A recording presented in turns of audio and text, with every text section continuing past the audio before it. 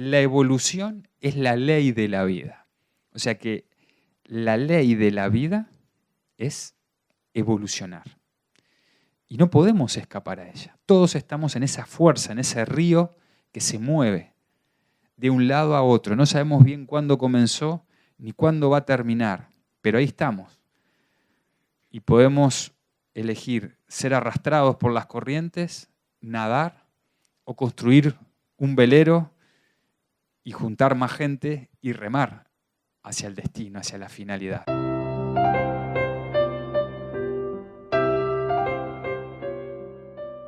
Bienvenidos a todos. Es un honor estar hoy con ustedes y poder compartir un ratito para charlar sobre temas profundos, sobre temas que la filosofía siempre ha abordado y que atañen a cualquier ser humano. Como bien decía Guzmán en la introducción, todos nos preguntamos, o deberíamos por lo menos preguntarnos quiénes somos, de dónde venimos y hacia dónde vamos. Hace un momento escuchábamos estas piezas clásicas y un poema y nos damos cuenta cómo el alma del ser humano también se conmueve y que la única forma de conocimiento no es simplemente la racional, sino también la intuitiva. Y quizás por esa razón, uno de los más grandes científicos del siglo XX, premio Nobel de Física como era Einstein, siempre respondía que lo que le daba más felicidad no era la física, sino tocar su violín. Eso es lo que Einstein lo hacía muy feliz. Y quizás sea esta una llave para entender un poco más sobre el sentido de la vida. Además del sentido de la vida, es importante tener el control del PPT, porque si no, no vamos a poder llegar a ningún lado, ahora sí. Y vamos a comenzar, primero que nada, preguntándonos si tenemos claro cuál es el sentido de la vida. Si socialmente en un mundo tan masificado, o quizás como le gusta llamar al mundo moderno, globalizado, pero es una forma de masificación, tenemos claro cuál es el sentido de la vida. ¿Qué problemas como seres humanos nos están afectando en este mundo moderno, o como a algunos les gusta llamar, posmoderno? Vemos que tenemos serios problemas para poder controlar el estrés. Ya les adelanto que vamos a tener una muy buena charla sobre filosofía y el estrés próximamente. Pero no solo tenemos estrés, tenemos también miedo, tenemos ataques de pánico. Tenemos también depresión. Tenemos un alto índice de personas que se quitan la vida. Fíjense que en nuestro país, por semana, se quitan la vida 16 personas. Es un montón, ¿eh? En un país de tan solo 3,5 millones de habitantes. ¿Qué nos pasa? Tenemos problemas para dormir, insomnio. Tenemos estados alterados de la conciencia todo el tiempo y no sabemos por qué. A pesar de que tenemos a nivel técnico la vida con un grado de confort como nunca la ha tenido la humanidad si nos comparamos con la antigüedad. Y esto nos tendría que llevar a reflexionar qué nos pasa, por qué nos cuesta tanto encontrar el sentido de la vida y de alguna manera ser un poco más felices. Y para eso tenemos que ir a las causas, al origen. ¿Cuándo empieza esto? Porque nada es espontáneo, todo es un proceso en la naturaleza. ¿De dónde surge esta visión que tenemos modernamente, esta cosmovisión del universo, de la naturaleza, la visión antropológica, qué es el ser humano? ¿Cuándo nace? ¿Por qué tenemos determinados comportamientos, actitudes? Y vamos a irnos en el tiempo, un poquito al siglo XIX, hablar de un personaje que es Comte, Augusto Comte, francés, y él en el siglo XIX se le llama inclusive el filósofo de la ciencia moderna.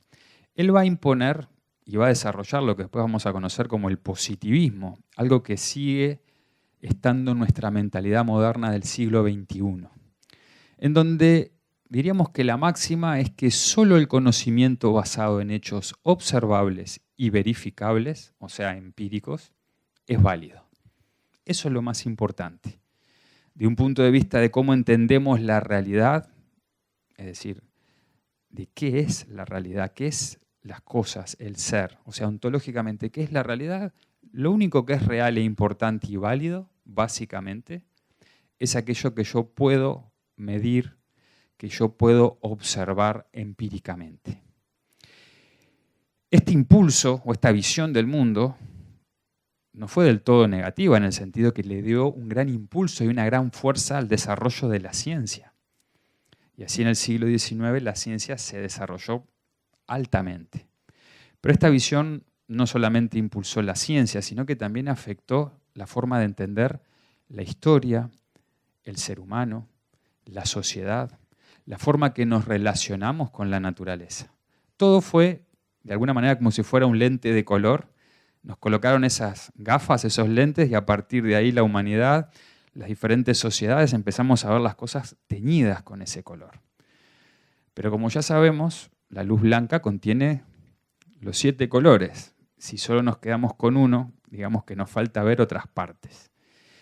Esto hizo que, de alguna manera, este avance de la ciencia, la valoración de lo tecnológico, cuando estudiamos, por ejemplo, una civilización, muchas veces con esta visión nos importa más cuántos elementos tecnológicos tenían. Entonces, valoramos a la civilización romana por su gran ingeniería hidráulica, por la capacidad de traer el agua a cientos de kilómetros, por la capacidad de organización, de construcción. Pero a veces nos olvidamos de otros elementos que también conforman la vida del ser humano y que no puede ser medible ese conocimiento empíricamente como lo hacemos con el mundo concreto, con el mundo que yo puedo ver y tocar. Por ejemplo, no podemos pesar ni medir ni saber qué velocidad tiene la esperanza. No podemos poner en un tubo de ensayo la generosidad, el amor. ¿Cuánto pesa una idea? ¿Qué longitud tiene? ¿A qué velocidad va? No sabemos, porque pertenece a una realidad, ontológicamente, a una entidad que es diferente al mundo conmensurable y medible. Y esta importancia que en nuestro mundo todavía le damos a todo lo que es medible, lo que puedo tocar, ver, nos lleva a tener esa mentalidad. Pero obviamente toda esta mentalidad está en crisis también. Y eso es bueno, porque crisis no es más que un cambio, una transformación. Y esa transformación ya empezó a venir desde el lado, en principio, de la propia ciencia. ¿Por qué? Porque hasta el siglo XIX, y sobre todo el buque insignia de la ciencia es la gran física que nos ha permitido estar tecnológicamente donde estamos hoy parados con la infinidad de capacidades que podemos hacer como humanidad actualmente, no solo viajar a grandes distancias, procesar información a una velocidad increíble, poder sintetizar un montón de conocimientos como hacemos con la inteligencia artificial, que le podemos preguntar y en segundos nos resume libros y libros enteros. Pero ¿qué ocurrió a finales del siglo XIX? Este gran buque insignia, la física, se topa, porque hasta ese momento se creía que ya la física casi tenía descubierto todo. El universo era como bolitas de billar, en donde uno podía calcular todo, y aparecen dos grandes cambios profundos. Por un lado, la gran teoría de la relatividad de Einstein, en donde nos dice que el espacio y el tiempo es curvo, en donde si hay una fuerza de gravedad muy grande, el tiempo puede transcurrir más lentamente. ¿Cómo? En una visión mecanicista del universo, esto produjo una conmoción. Pero no solo estuvo este gran aporte que hizo Einstein, sino también la física cuántica. Ahora ya no en ese gran mundo del espacio y las galaxias, sino ahora en lo infinitamente pequeño, en donde aparecen cosas que parecen de magia asombrosa. Aportes que tuvo Einstein, tuvo el premio de física, gracias a ello, aportó mucho a esa dualidad onda-partícula. Resulta que a veces las partículas son partículas y a veces son ondas. ¿Cómo es esto? El entrelazamiento cuántico. Las partículas cuánticas, no importa la distancia que estén, cuando hay una relación entre ellas, cuando una se ve afectada por algo, automáticamente se afecta a la otra sin importar la distancia. Es como si hubiera, diríamos, una telepatía entre las partículas, se comunican. Se mandan un WhatsApp y cambia. No solamente eso, el principio de incertidumbre de otro gran físico, Heisenberg, gran amante de la filosofía platónica, que también fue premio Nobel de Física, el principio de incertidumbre. No podemos saber con exactitud el lugar ni la velocidad de las partículas. Entonces, claro, todo ese mundo mecanicista se empezó a caer. Y esto produjo todo un cambio en la mentalidad. Y a medida que ha avanzado la ciencia, ha avanzado la física, la astrofísica, la astronomía, nos vamos dando cuenta y vamos bajando de alguna manera esa soberbia que a veces teníamos como humanidad de que casi habíamos descubierto todos los secretos del universo.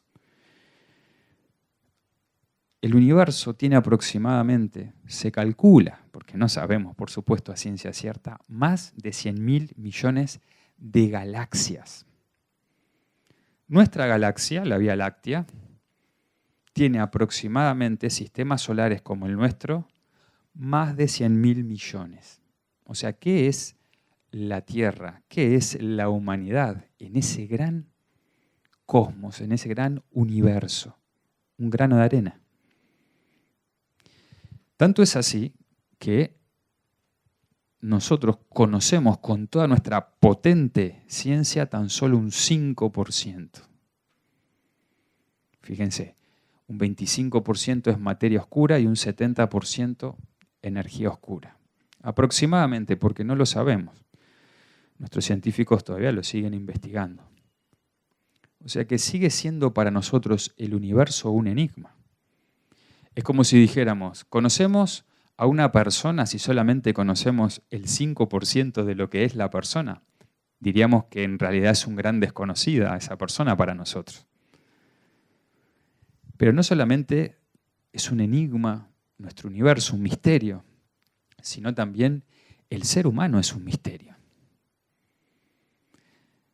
Aunque hemos estudiado el cuerpo humano y lo hemos particionado y hoy podemos hacer verdaderas maravillas en cirugía, microcirugía, y eso nos ha permitido desarrollar la ciencia de la medicina a un gran alto nivel. Sin embargo, todavía no nos podemos responder el misterio de qué es la conciencia. Y cuando con esa visión, que nacía con Comte, reductible, que todo tiene que ser medible, empíricamente y observable, no sabemos qué es la conciencia. Todavía modernamente no podemos definir claramente qué es la conciencia. Ni siquiera podemos todavía demostrar científicamente si la conciencia y la mente es un ente aparte o es producto del cerebro. No lo sabemos. De hecho, los últimos avances nos están más bien inclinando a que probablemente la conciencia y lo que llamamos mente no sea producto del cerebro, por la infinidad de experiencias que hay, que hemos hablado en muchas charlas, experiencias cercanas a la muerte, gente que tiene un paro cardiorrespiratorio, entra inconsciente, se ve fuera del cuerpo, reconoce luego que es consciente quién lo atendió, qué maniobras le hicieron, qué es lo que pasó, cómo estaban vestidos. Pueden atravesar las paredes del hospital y decir qué es lo que estaba ocurriendo en otras salas. Sí, parece una película de ciencia ficción. No, hay miles de estos casos. O los casos también de lucidez terminal, alguien que está con un avanzado deterioro cognitivo, cerebral, pero un día antes de morir o a veces horas antes de morir, de golpe una lucidez impresionante. Lo cual nos llevaría a preguntar, si el cerebro es el producto de la conciencia y está roto, o sea, está averiado, no puede pasar que de golpe ahora funcione bárbaro. Es como si un automóvil, ya están desgastadas sus piezas, ya no hay forma, por más que no le podemos cambiar, está todo desgastado, casi no funciona. Antes de que se rompa totalmente, es como si estuviera a 0 kilómetros. Algo no funciona. Entonces el ser humano también sigue siendo un gran misterio, un gran enigma. Y aquí la pregunta sería, bueno, entonces, si con todo este desarrollo tecnológico que tenemos, que nos da un montón de beneficios, porque nos permite vivir de una forma más cómoda, con mayor confort, hemos alargado la esperanza de vida, pero sin embargo aún no hemos logrado respondernos quiénes somos, de dónde venimos, hacia dónde vamos y fundamentalmente, cuál es el sentido de la vida. Vamos a hacer una radiografía a lo que comúnmente podemos ver desde en redes sociales y está de alguna manera en nuestro imaginario colectivo que el sentido de la vida es alcanzar el éxito, la felicidad. Pero eso son palabras un poco abstractas y cuando la queremos bajar a lo concreto, ¿qué es el éxito social? ¿Qué es la felicidad? Y a veces pensamos, y de hecho invertimos un montón de tiempo, energía, trabajar, generar recursos para poder acceder ¿a qué? A objetos materiales. Y decíamos, ay, quiero este último modelo, este iPhone 225. No, todavía no salió, pero este último ahora.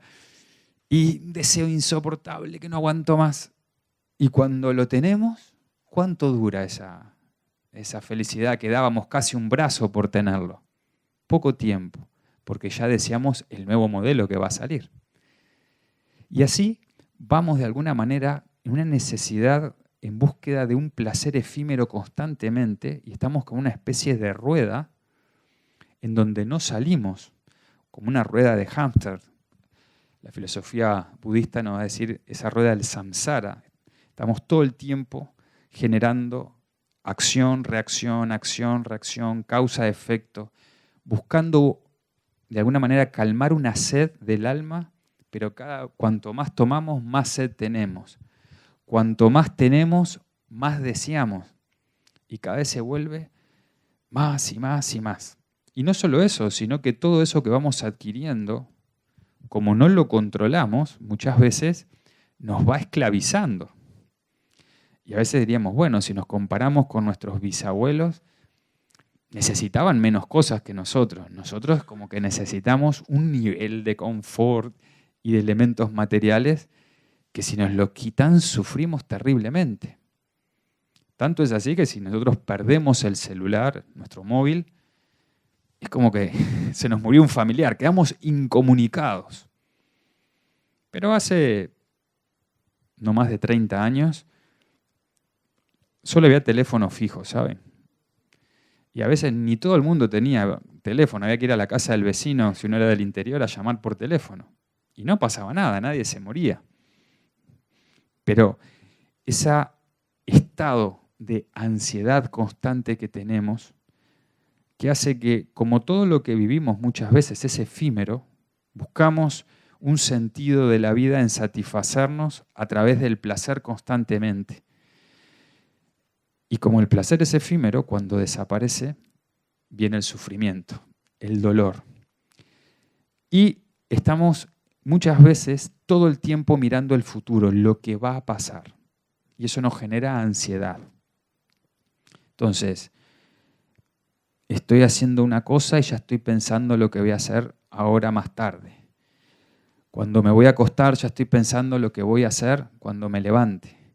Cuando me levante y voy a trabajar ya estoy pensando en lo que voy a hacer cuando salga de trabajar. Y cuando salga de trabajar estoy pensando en lo que voy a hacer al otro y así, ¿no? Constantemente.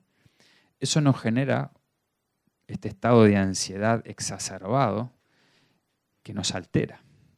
Y por otra parte, fíjense, cuando miramos al pasado, sentimos otro elemento que también nos produce sufrimiento.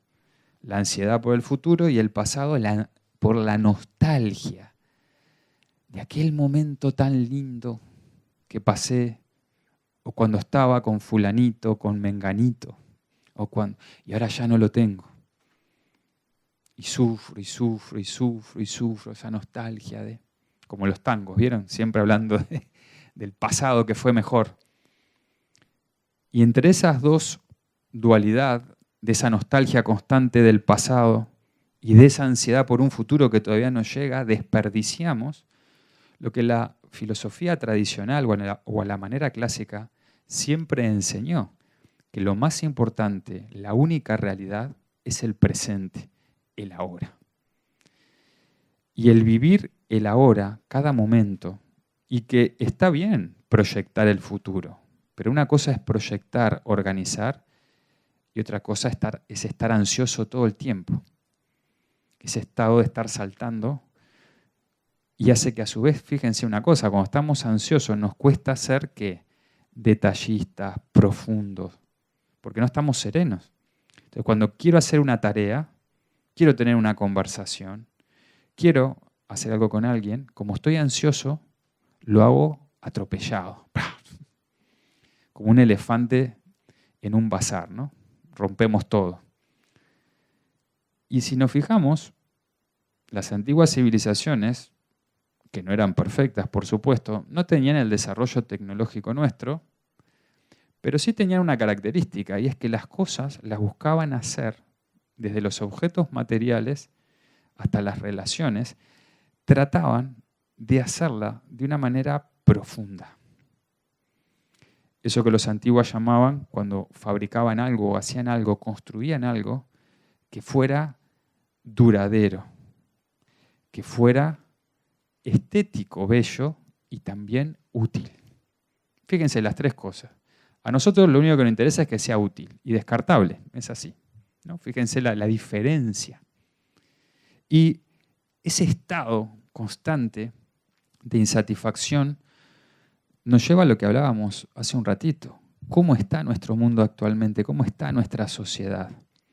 Quizás deberíamos no buscar tanto afuera, no buscar llenarnos con cosas externas, sino empezar a buscar un poquito más dentro de nosotros, buscar hacia el interior del alma del ser humano.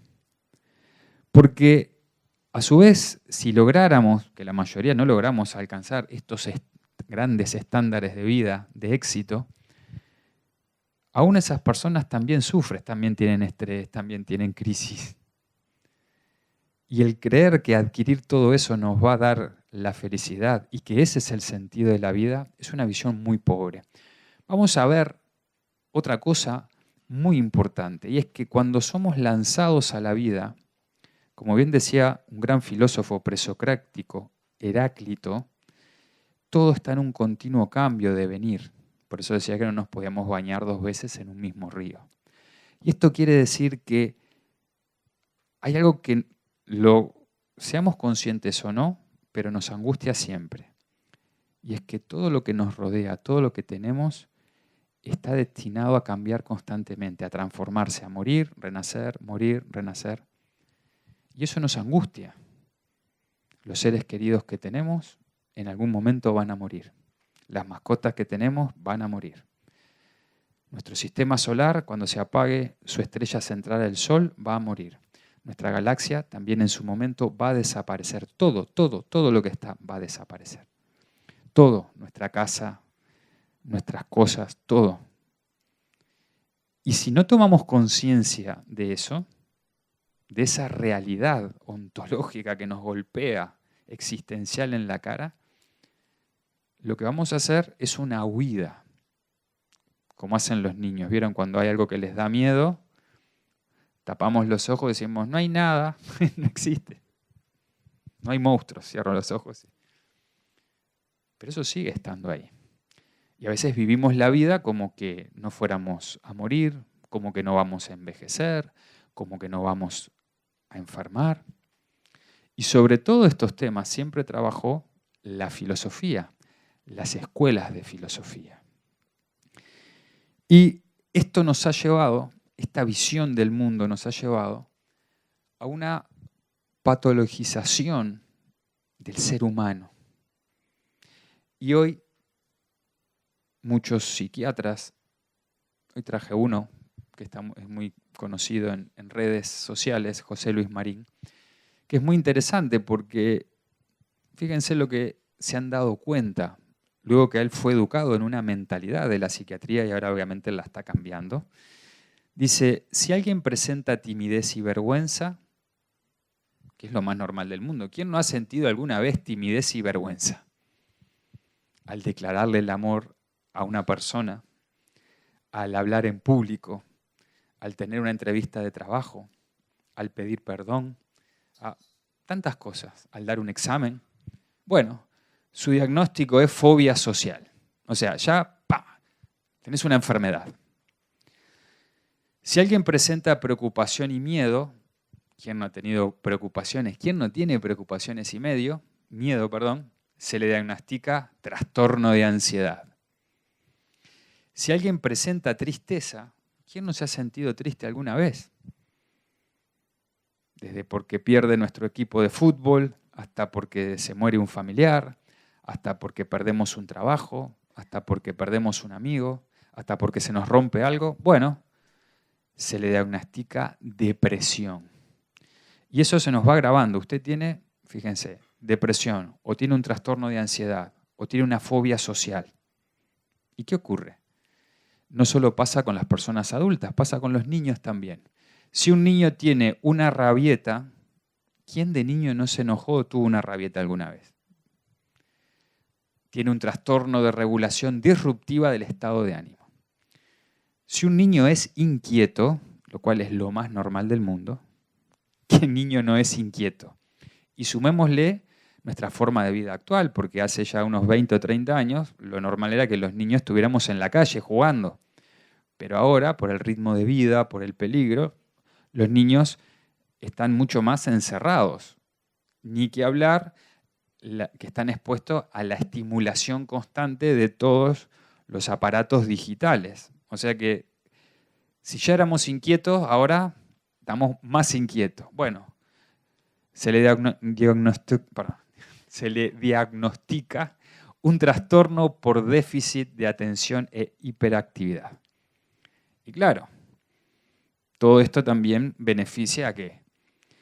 A una gran industria, porque para poder paliar esto vamos a usar psicofármacos, que no quiere decir que sean malos los psicofármacos, son muy útiles, pero no para todos los casos.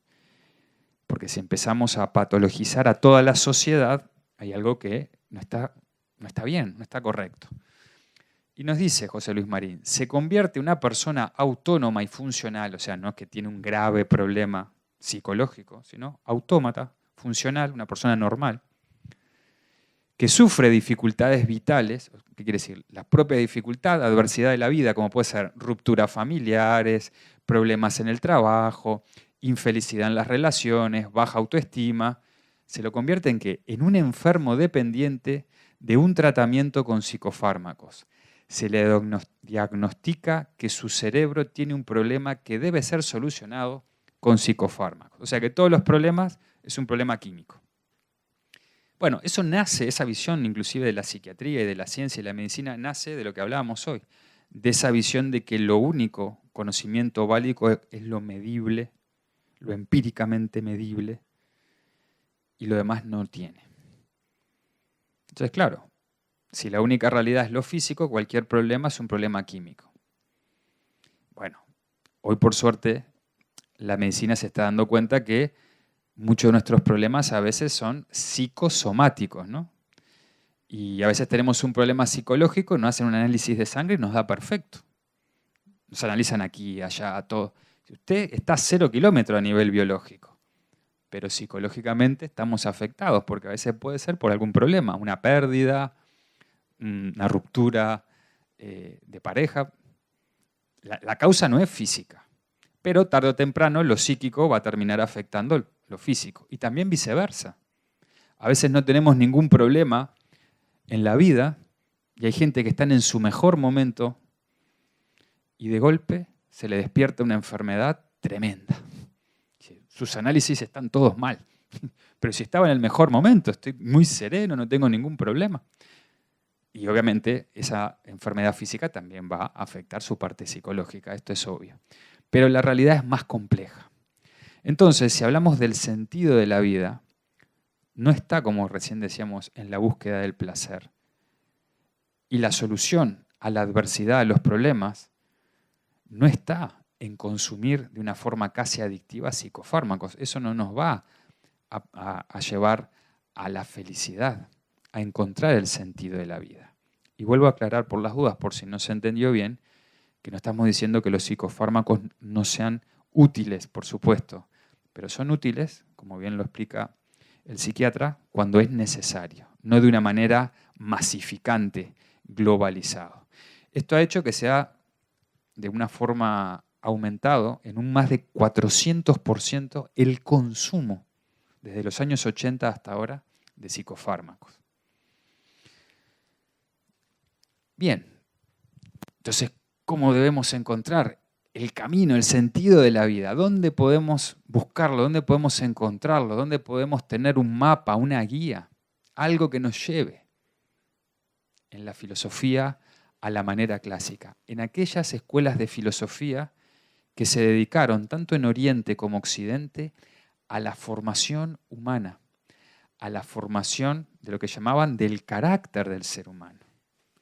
Aquellas escuelas que no solamente enseñaban teoría, lo que se llamaba en la antigua Grecia el discurso, sino también la práctica, el modo de vida.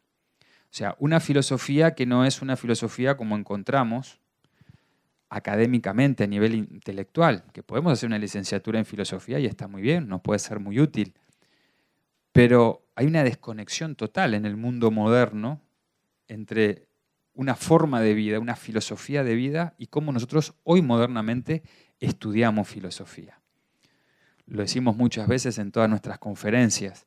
Si trajéramos un filósofo de la antigüedad como el gran Platón o el gran filósofo Confucio y vieran a lo que nosotros llamamos filosofía o filósofo modernamente, para ellos dirían, pero no, este hombre es un gran intelectual, pero no un filósofo. Un filósofo es aquel que no solo tiene ideas, no solo discute sobre los principios, los valores, la ética, sino que vive de acuerdo a esos principios y a esos valores.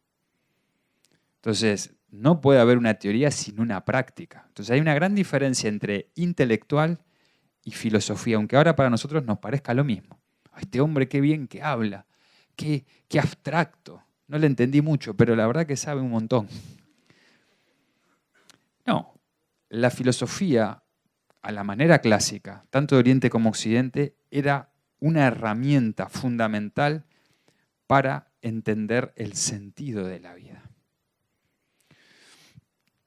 ¿Y qué nos dicen estas antiguas escuelas de filosofía sobre el sentido de la vida?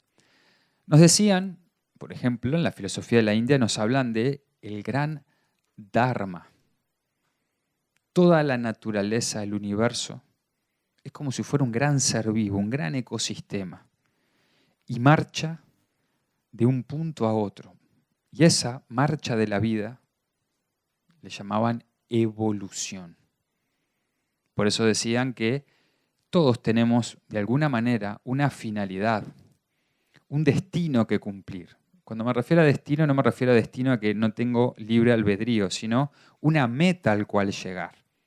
Y nosotros elegimos por dónde vamos, qué tan rápido vamos y también cuánto sufrimiento cargamos, porque cuanto más nos alejamos de la meta, después más hay que caminar. Es como subir una montaña. Si en vez de subir la montaña me voy por los barrancos, me caigo en un pantano, obviamente me va a llevar más tiempo, más esfuerzo, más dolor, más sufrimiento, que si voy escalando con ritmo, sin prisa pero sin pausa, hasta llegar a esa meta.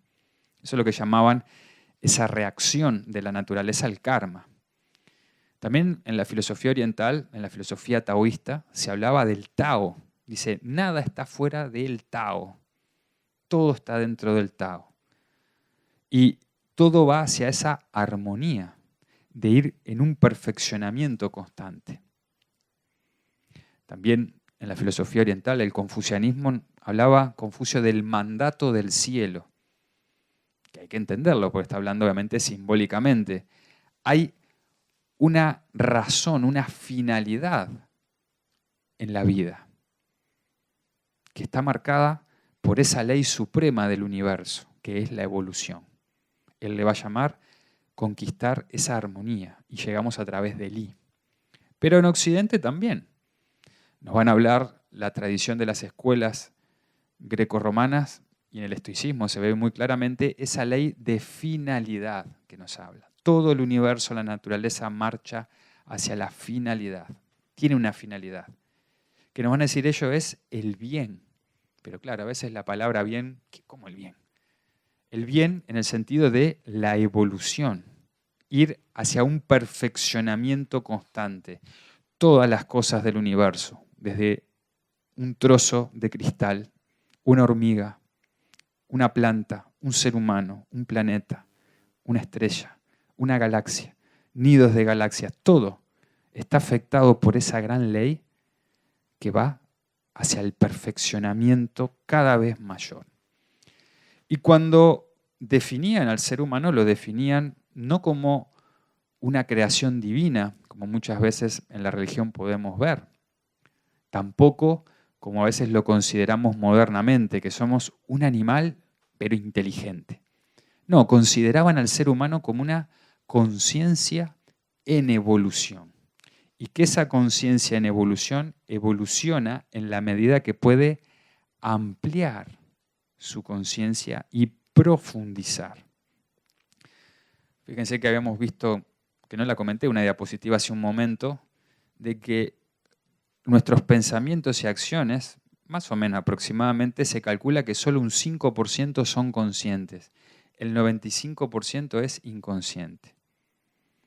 Fíjense, usando la filosofía que utiliza el sistema de analogía, es muy similar, ¿no? Somos conscientes un 5%. ¿Cuánto conocemos del universo? Un 5%. ¿Cuánto desconocemos de energía y materia oscura? Un 95%.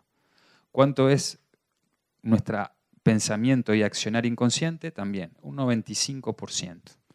Como decía esa máxima de la filosofía egipcia hermética, así como es arriba, hacia abajo, así como es adentro, es afuera. Entonces, esto nos empieza a resonar.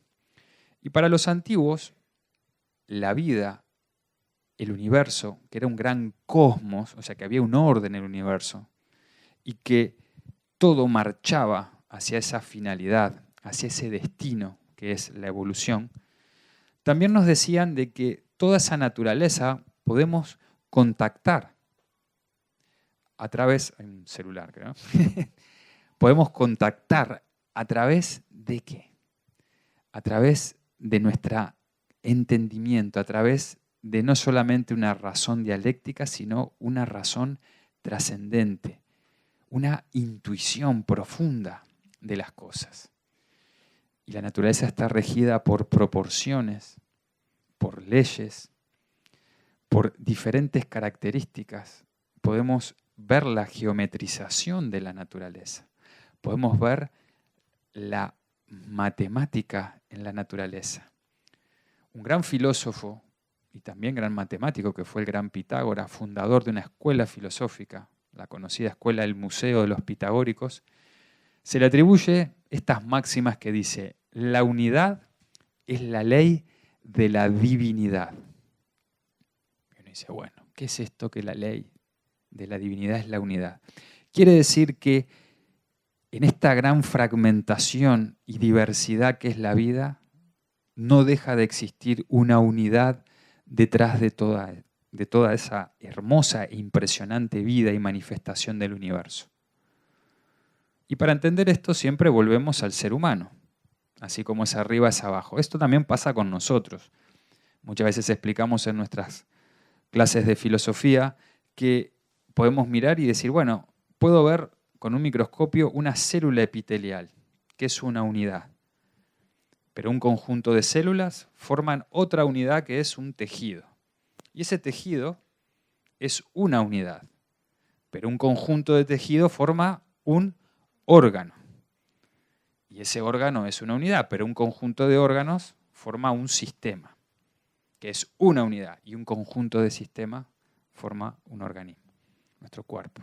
O sea que ya ese misterio de la unidad, que no se está refiriendo cuando hablaban los antiguos filósofos como Pitágoras de las matemáticas, no hablaban de los números en un sentido cuantitativo, que es como utilizamos las matemáticas y que nos son muy útiles a nivel técnico y tecnológico, usaban los números en un sentido como leyes de la naturaleza. La unidad es una ley que está en la naturaleza, el uno, lo uno.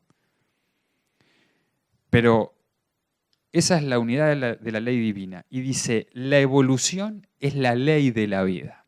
O sea que la ley de la vida es evolucionar.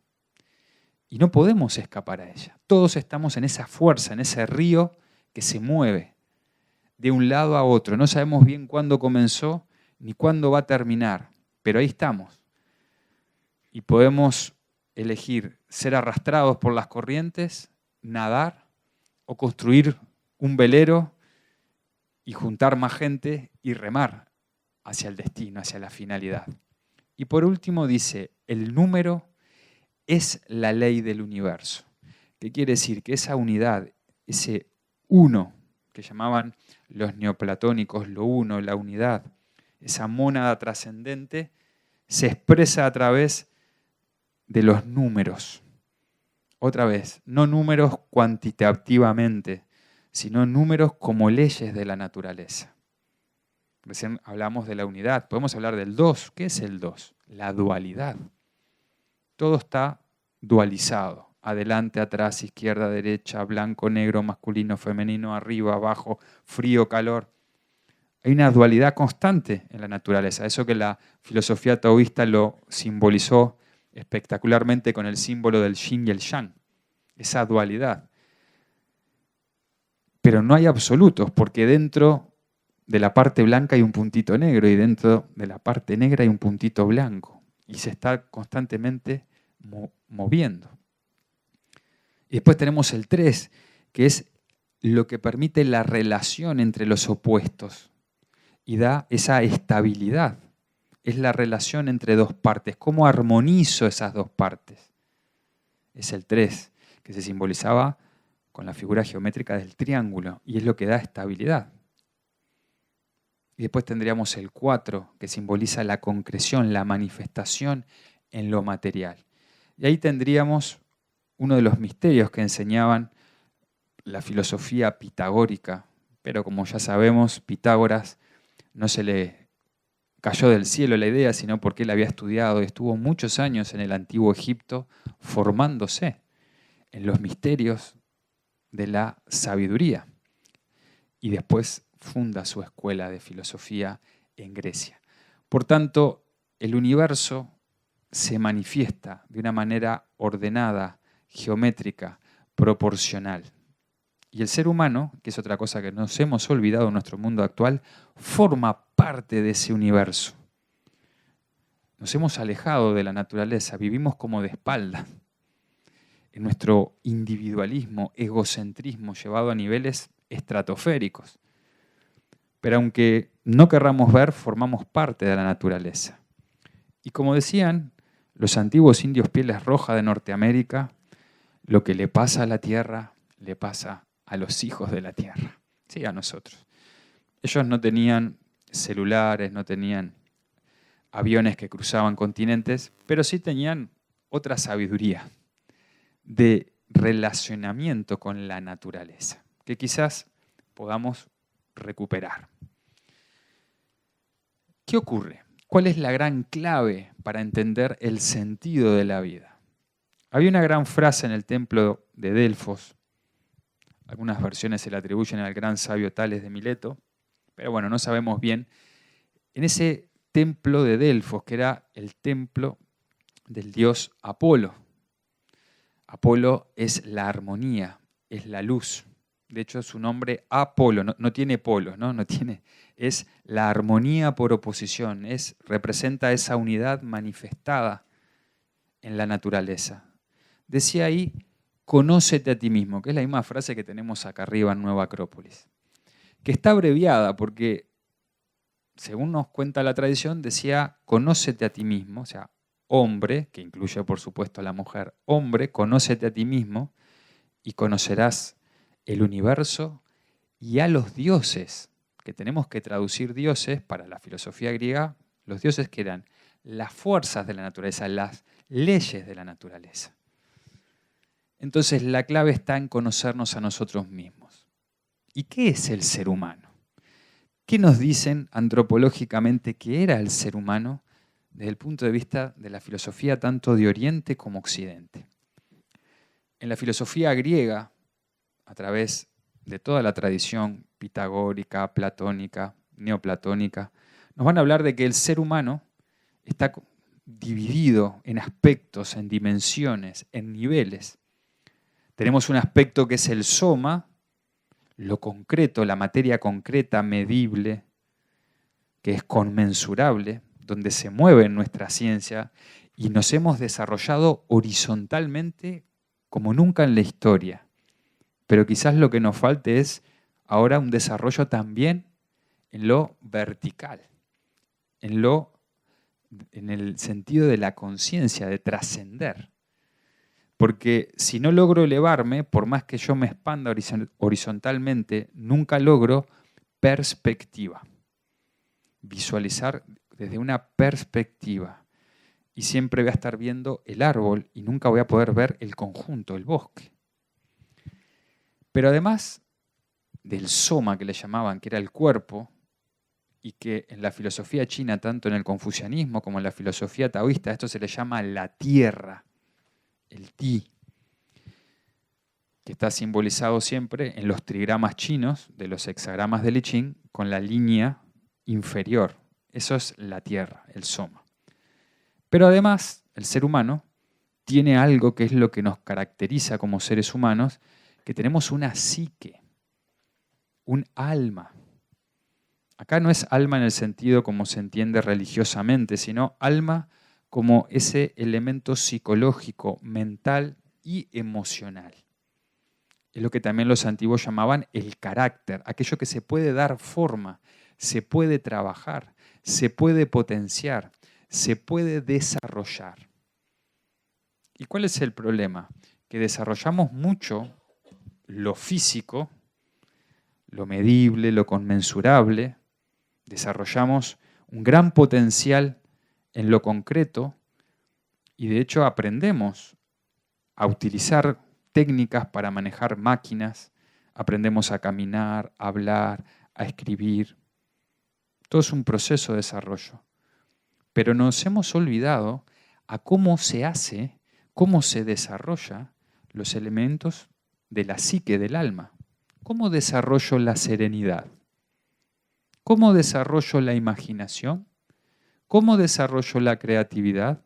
¿Cómo desarrollo la concentración? ¿Cómo desarrollo el valor? Y así, ¿no? No sé. Lee un libro, busca en internet, preguntale a ChatGPT. No sabemos. No nos enseñan cómo trabajar. Bueno, la filosofía de la manera clásica justamente trabajaba con esto que en la filosofía oriental, china, se conocía como Ren, que era el ser humano. De hecho, una de las virtudes confucianistas es el humanismo, en el sentido que cuando se trabaja ese alma, esa psique, se forma ese carácter, ¿qué es lo que va a hacer? El alma va a tender hacia lo superior, se va a verticalizar. Estoy hablando simbólicamente, no es que vamos a subir físicamente, sino verticalizar desde la conciencia. Se va a elevar, a expandir, pero por elevación, no horizontalmente. Y se pone en contacto con lo más profundo, trascendente, que mora dentro del ser humano, ese nous que llamaban los griegos, donde mora también, como bien decía la filosofía grecorromana, ese logos, esa inteligencia superior del ser humano, trascendente, hija del gran logos que está en todo el universo. Y todas las cosas tienen esa esencia.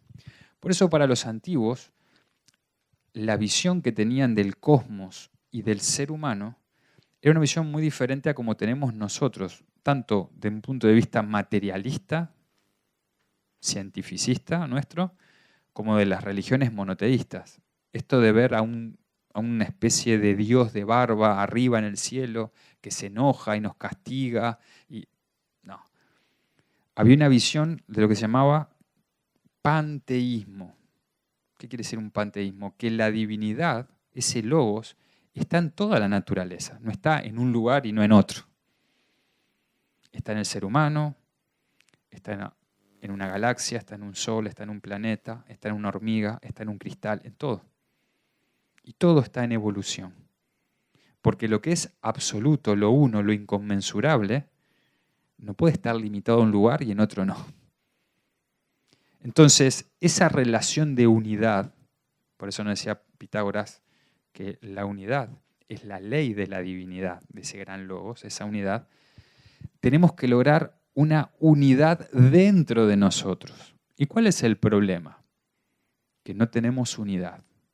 ¿Y cómo nos damos cuenta? Muy simple. Pensamos una cosa, sentimos otra y para peor, actuamos de manera diferente. Nos falta coherencia. Pero es normal, porque no nos han formado, no nos han educado filosóficamente para trabajar, para formar nuestro carácter. Y así llegar a esa capacidad de excelencia, que vamos a ver después cómo la vamos a hacer, a ese nous, espíritu, llamémosle, por ponerle un nombre, esa parte más elevada, donde mora lo más elevado del ser humano, que también era el cielo, el Tian, que nos decía la filosofía confucionista. Por eso, hace un ratito atrás hablábamos que el sentido de la vida, el confucianismo decía que era un mandato del cielo. ¿Qué quiere decir? Una ley del cielo, del logos, para entendernos de lo que estamos hablando. Y entonces, al entender que la clave está en ir hacia adentro de nosotros, aún conócete a ti mismo, porque el ser humano, como bien nos explicaban las escuelas de filosofía, a la manera clásica, es un microcosmos, un pequeño universo, reflejo de un macrocosmos, gran universo. Y las mismas leyes que rigen el gran macrocosmos rigen también al ser humano, al pequeño microcosmos, entendiendo cómo funciono, quién soy, de dónde vengo, por analogía, entiendo también hacia dónde marchan todas las cosas, hacia dónde marcha el universo. Y ahora la pregunta es, bueno, ¿cómo logramos ir hacia el cielo, ir hacia el nous? ¿Nos tomamos un avión y ganamos altitud y llegamos al cielo? No, porque no se está refiriendo a un cielo físico, sino que se está refiriendo de una forma simbólica. ¿Cómo logramos eso? A través de un punto importante, tornándonos un atleta, fíjense el nombre que le puse, atleta del alma. ¿Qué hace un atleta, un deportista, para lograr sus metas? ¿Qué tiene que hacer? Entrenar, disciplinarse, llevar un régimen, ¿no? Porque si estamos de juerga todos los días, no es que no se pueda tomar algún día de descanso que se lo toman, pero si estoy todos los días de juerga, ¿qué ocurre cuando voy a rendir? Un desastre. ¿No? Arrastramos las piernas. ¿No? ¿Qué pasa si no estoy enfocado, concentrado? También. Entonces, un atleta del alma, es decir, un atleta de nuestro carácter, de formar nuestro carácter, es también un guerrero interior. No un guerrero para luchar con otras personas, sino para transformarnos interiormente, mejorarnos interiormente. ¿Y contra qué vamos a luchar? Contra todo aquello que nos impide caminar, que nos impide evolucionar, que nos impide tornarnos una mejor versión de nosotros mismos, que nos impide llegar a la meta, al sentido de la vida, que ya lo fuimos de alguna manera desgranando, abriendo, sacando velos a lo largo de la charla, por lo menos para llevarnos alguna respuesta, porque sigue siendo un misterio. ¿Y cómo logro eso? Bueno, eso se logra a través de cómo en las antiguas escuelas de filosofía griega, esto lo encontramos ya en la filosofía platónica, pero ya en Pitágoras está también, a través de un desarrollo y trabajo de la virtud, del arete griego. ¿Qué es la virtud? La excelencia. ¿Qué tenemos que desarrollar para cumplir el sentido, la finalidad de la vida? Tenemos que volvernos más virtuosos. ¿Qué es una virtud? Una excelencia, pero eso no me dice mucho. Una virtud es más fácil. Una virtud que es la generosidad, la paciencia, la constancia, la perseverancia, la fortaleza, el discernimiento, la concentración, el autocontrol. Toda virtud nos va volviendo, cada vez que desarrollamos una virtud, nos va volviendo una mejor versión de nosotros. Nos va acercando, nos va elevando a ese nous o a ese cielo que nos hablaba Confucio. ¿Y cómo logro eso? A través de un entrenamiento que es la asquesis, una disciplina. Si no me entreno, ¿cómo voy a lograr hacerlo? ¿Y cuál es el gran engaño de nuestro mundo moderno? Que queremos alcanzar la felicidad, la serenidad, la armonía sin entrenar. Es igual a los comerciales que nos ofrecen, que podemos seguir quedándonos sentados, comiendo empanadas, mirando tele y nos vamos a enchufar unos electrodos y se nos va a eliminar mágicamente la grasa que hay en nuestro cuerpo. No, tendremos que entrenar, tendremos que hacer dieta, etc. Con el alma ocurre lo mismo. Tengo que entrenar. No hay ningún método que quedándome en casa sin hacer nada logre desarrollar la virtud. Si quiero entrenar la resistencia física, ¿cómo la entreno? Poniéndome a prueba. Si quiero desarrollar la velocidad físicamente, ¿cómo la entreno? Corriendo. ¿Cómo voy a entrenar la generosidad? Siendo generoso. ¿Cómo voy a entrenar la fortaleza? Poniéndome a prueba y entrenando, exponiéndome. Hace un momento, antes de comenzar la conferencia, se hicieron 2 actos artísticos. Las 2 personas que estuvieron, tanto Carlos para tocar la guitarra, se necesita no solo un grado de práctica y técnica, sino un grado de fortaleza, porque el sentarte aquí frente a todo el mundo y que no te tiemble la mano y que no le erres una nota, cuando uno está sentado parece que es normal, pero si ustedes se paran de este lado, la tensión es mucho mayor. El miedo al ridículo, el miedo. Entonces, no alcanza solo que practique en casa cuando nadie me mira. Tengo que exponerme. Y si voy a decir un poema, lo mismo. Tenemos que exponernos al miedo a que me voy a olvidar. Me va a temblar la voz. No. Todo en la vida necesita un entrenamiento. Entonces, la filosofía práctica proponía ese entrenamiento, esa asquesis. Estar en guerra interior con nosotros mismos para mejorarnos. Empezar a trabajar cada aspecto, cada pequeña sombra, pequeño defecto que tenemos. Porque en la medida que trabajamos una virtud, conquistamos y vamos venciendo, vamos quitando energía a un defecto, a una sombra, que nos impide cumplir con la finalidad y con el sentido de la vida, que es evolucionar.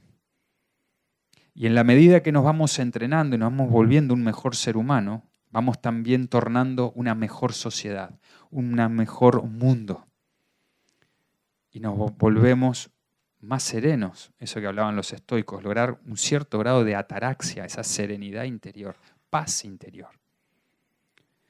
Entonces, vamos creando también relaciones humanas más sanas, menos tóxicas. Nos volvemos menos viciosos, nos volvemos menos dependientes de las cosas porque no las despreciamos, sino que le damos el justo valor. Porque un móvil, un celular no es ni bueno ni malo. Es un medio de comunicación, un medio de acceder a información.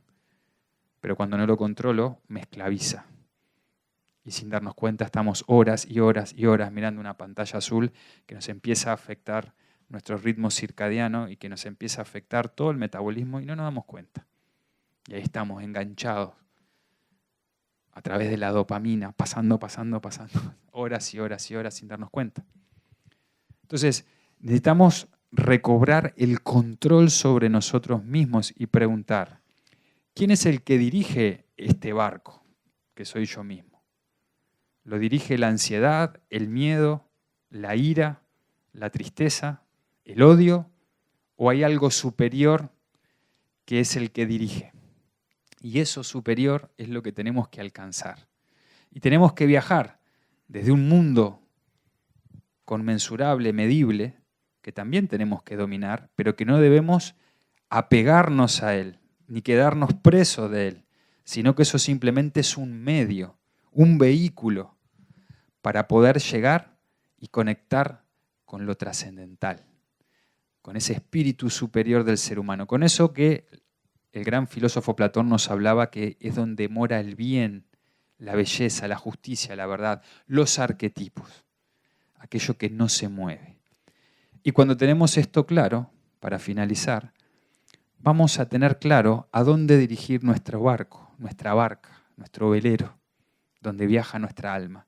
Y como diría el gran filósofo estoico y sabio, Séneca, cuando un hombre, ser humano, hombre y mujer obviamente, no sabe hacia dónde navega, ningún viento le es favorable. Y este es el principal problema de nuestro mundo actual. No sabemos hacia dónde nos dirigimos. Entonces no importa si hay mucho o poco viento, porque cuando sabemos hacia dónde nos dirigimos, cuando hay viento, aprovechamos el viento. Y cuando no hay viento, como dice ese proverbio romano, si no hay viento, rema.